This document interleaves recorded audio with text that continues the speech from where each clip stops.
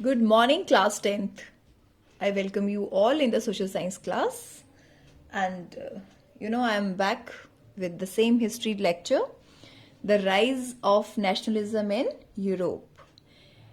This is the fifth session of that chapter, and we are doing topic number 1. The first topic we have covered is the French Revolution and the idea of the nation and the making of nationalism in Europe. We have discussed the 38 questions of this topic. We have discussed the topic and also discussed the 38 questions also. Today we will discuss a few more questions of this topic. Today we will complete this topic, and from tomorrow we will start the second topic of this lesson. Okay, now the first question is, describe the legacy or contribution of the French Revolution. And this question may be asked in the other form, that is, what major changes occurred in Europe due to French Revolution? French revolution की वजह से Europe में कौन कौन से major changes हुए, या आप कह सकते हो फ्रेंच रेवोल्यूशन ने कौन सी एक लेगेसी को कंट्रीब्यूट किया यूरोप में, क्या what French revolution brought in the Europe. It was the first clear expression of nationalism. It led to the transfer of sovereignty from monarchy to a body of French citizens. Monarchy से means राजाओं के शासन से बिल्कुल वो French citizens के हाथ में पावर चली गई थी. Sovereignty means power, you can say. The revolution proclaimed that the people make the nation and shape its identity. और ये रेवोल्यूशन ये क्लेम करता था, ये बताता था कि जो नेशन है वो लोग बनाते हैं और उसको उसकी जो आइडेंटिटी है उसको भी वो शेप करते हैं. कौन? Citizens, we the people. Question number 40. What changes did Napoleon introduce to make the administration system efficient? The other form to ask this question is, explain any 4 provisions of Napoleonic Civil Code of 1804. Explain any 5 social and administrative reforms introduced by Napoleon in the region under his control. So all these questions, all these form just ask the single thing, that what changes did Napoleon bring? Napoleon कौन कौन से बदलाव लेके आया. ये question किसी भी form में आए, आपने यही पॉइंट्स लिखने आंसर में. ये देखिए 3 फॉर्म्स तो मैंने आपको बता दिए, how it will come, how it may come. So the major features of Napoleonic civil code. देखिए नेपोलियनिक सिविल कोड ऑफ 1804, उसके फीचर्स भी यही सब हैं, चेंजेस भी यही हैं. तो आपने please keep this thing in your mind. I always tell you that the answer is same, but the way of asking the concept may be different. Okay, he established equality before the law. First and foremost feature of the Napoleonic Code, he established equality before law and introduced the right to property. He abolished the feudal system. I hope you all must know about the feudal system. Feudal system is the, you can say, when landowners rented their land to the tenants, or you can say labor. So क्या करते थे, जो land owners थे अपने land को किराए पर दे देते थे फार्मर्स को, पीजेंट्स को, और फिर उनसे उसके बदले में मनी चार्ज करते थे, और यू कैन से जो वो प्रोडक्शन करते थे, पैदावार करते थे, वो लेते थे. तो नेपोलियनिक कोड जो था उसके अंतर्गत इस फ्यूडल सिस्टम को एबॉलिश मीन्स फिनिश कर दिया गया. He abolish the feudal system and freed peasants. Freed मतलब उन्हें फ्री कर दिया गया, फ्रीड उन्हें फ्री कर दिया गया पीजेंट्स को, फ्रॉम सर्फरडम एंड मोनारियल ड्यूज. सर्फरडम होता है स्लेवरी, यू कैन से. कितना बड़ा काम किया था ये नेपोलियन ने, कि फ्यूडल सिस्टम खत्म कर दिया उसने, और जो पीजेंट्स किसान मजदूरी करते थे उनको भी फ्री कर दिया, और उनके ऊपर जो ड्यूज थे उनको भी खत्म कर दिया. He removed guild restrictions in the towns में जो गिल्ड रिस्ट्रिक्शंस थी उनको भी खत्म कर दिया. He improve the system of transport and communication. Napoleon ने ये दोनों में बहुत improvement he brought out in the transport and communication. He introduced uniform laws, standardized weights and measures and common national currency. उसने यूनिफॉर्म लॉज बनाए, uniform means same, एक जैसे कानून बनाए, वेट्स को स्टैंडर्डाइज्ड किया. हमने पढ़ा था ना कि वो जो उनका मेजरिंग था एलए, उसको अलग अलग रीजन में हम कैसे अलग अलग तरह से मेजर करते थे, सबका लेंथ अलग अलग होता था. उसने उसको स्टैंडर्डाइज्ड कर दिया और एक national currency, common national currency बनाई. Explain the important political characteristics of mid 18th century Europe. Political characteristics बतानी है हमने मिड 18th सेंचुरी की. यूरोप में क्या थी? There were no nation states, वहां पे कोई नेशन स्टेट नहीं था. Europe as we know them today, जैसा आज हम देखते हैं, as we know them today, the Europe was not so in the 18th century. Large countries as we know today like Germany, Italy and Switzerland were divided into kingdoms. All these countries were divided into kingdoms. ये एक nation नहीं था. आप Germany जो इतना देखते हैं बड़ा कंट्री है, वो एक नहीं था. This Germany was divided into kingdoms. Duchies and cantons whose rulers had their autonomous territories. डचीज और कैंटोन्स जो थे वो उनके पास अपनी एंटोनोमस टेरिटरीज थी, मतलब पूरा उनका एकाधिकार था और क्षेत्र अलग अलग विभाजित थे अलग अलग जगह पे. Eastern and central Europe were territorial kingdoms under autocratic monarchies. अब जो ईस्टर्न एंड सेंट्रल यूरोप था वो टेरिटोरियल किंगडम्स के अंदर आता था, जो ऑटोक्रेटिक मोनार्क्स थे. Autocratic means you can say कि बस मोनार्की के पास ही सारी पावर थी. With in territories having diverse people, और वहां पे अलग अलग तरह के लोग रहते थे. जैसे कि अंबाला हो गया, उसके बाद वो सरहिंद चले गए, उसके बाद वो फिरोजपुर चले गए. मतलब अलग अलग टेरिटरी थी और अलग अलग लोग वहां रहते थे. The people of these territorial states did not share a common identity or common culture. क्योंकि एक टेरिटरी मेरी यहाँ पर है, दूसरी मेरी 500 किलोमीटर दूर है, तीसरी मेरी कहीं और है, तो हमारे जो कल्चर था वो कॉमन नहीं था और हमारी कोई कॉमन आइडेंटिटी नहीं थी. तो और हम पर रूल कौन करता था? Monarch means kings were the rulers. ये eastern and central Europe. See students, you have to tell the Europe entirely. आपको यूरोप की सिचुएशन बतानी है, तो आपने पहले यहाँ पे जर्मनी, इटली, स्विट्जरलैंड के बारे में बता दिया. अब आपने यहाँ ईस्टर्न एंड सेंट्रल यूरोप के बारे में बता दिया. समटाइम्स दिस क्वेश्चन में कम इन शॉर्ट और very short and short form also. तो सिर्फ आपसे ईस्टर्न एंड सेंट्रल यूरोप पूछ सकते हैं. कई बार वो आपसे सिर्फ जर्मनी, इटली एंड स्विट्जरलैंड के बारे में पूछ सकते हैं कि how the what were the situation at that time in the Germany, Italy and Switzerland in mid 18th century. So please be careful. The people often spoke different languages. Obviously, when they did not share a common identity or common culture, so they didn't share the common language also. The people often spoke different languages and belonged to different ethnic groups. It's but obvious that when you are not sharing anything common, obviously you are belong to some different ethnic groups and you must have different languages.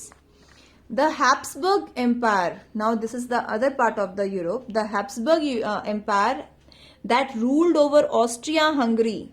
This Habsburg Empire was ruled over Austria and Hungary, was a patchwork of different regions and people. And this Austria-Hungary was the patchwork of different region and people. So this is the important political characteristics of mid 18th century Europe.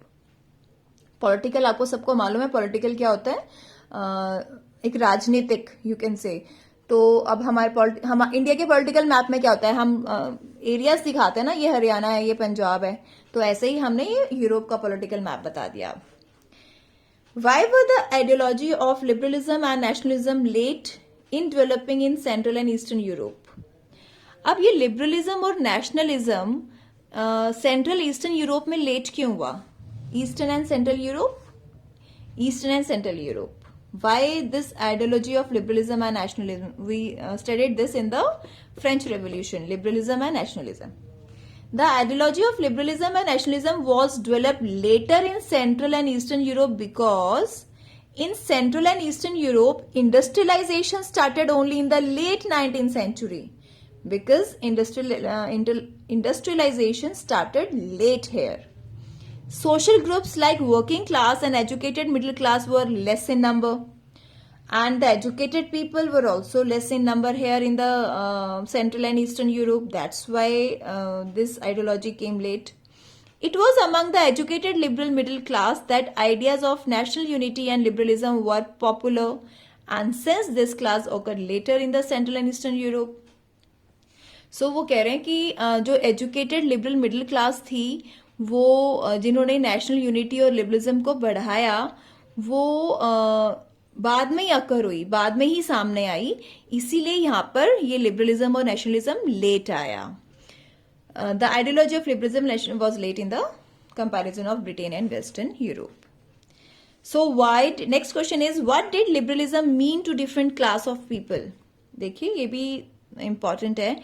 Liberalism अलग अलग class के लिए अलग अलग definition देता है. जैसे political liberalism की डेफिनेशन अलग है, सोशल लिबरलिज्म की डेफिनेशन अलग है, इकोनॉमिक लिबरलिज्म अलग है. So we have to discuss now.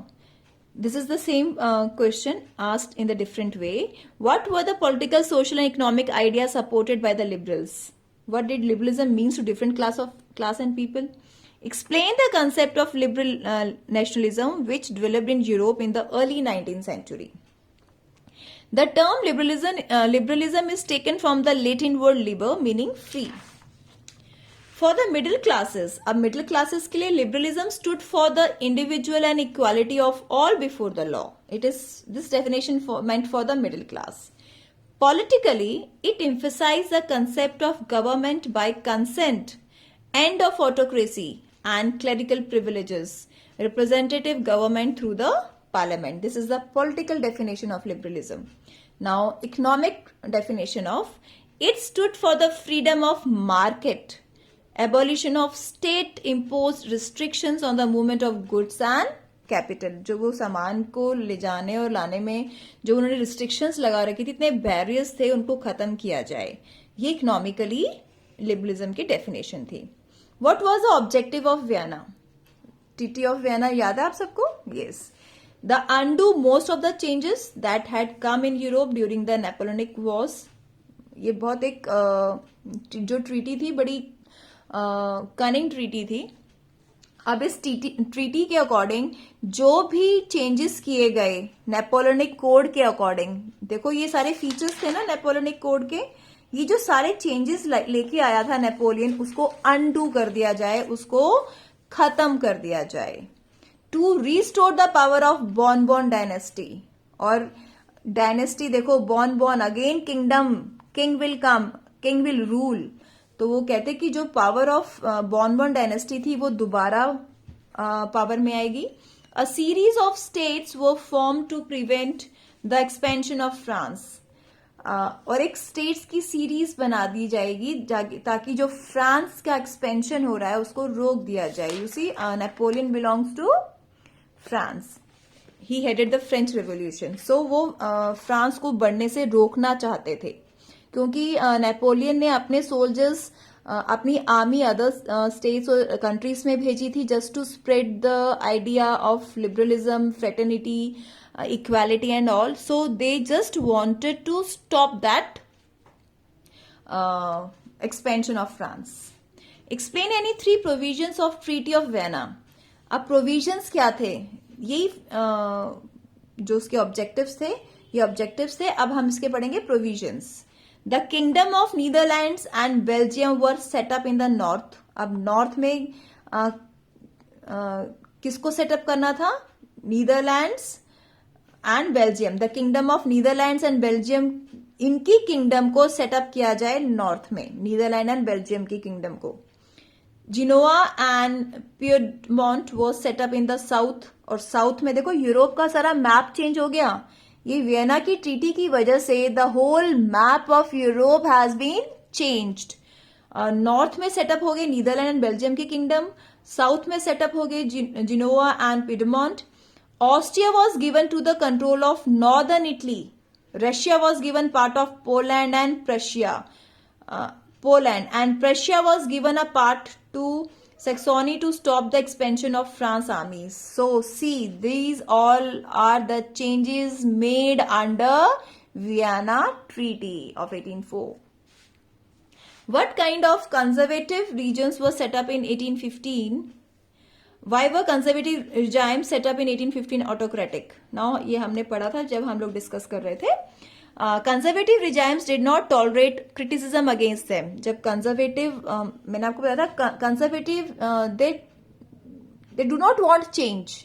वो बदलाव नहीं चाहते, वो जैसे चल आ रहा है पुराने तरीके से वो वही चाहते हैं.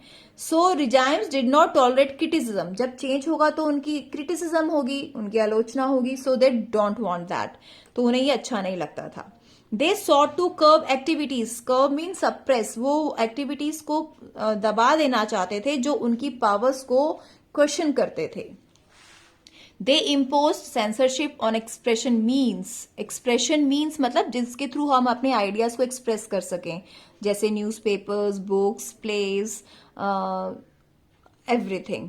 तो वो उन्होंने उनके ऊपर सेंसरशिप लगा दी. किन्होंने? कंजर्वेटिव रिजाइम्स ने.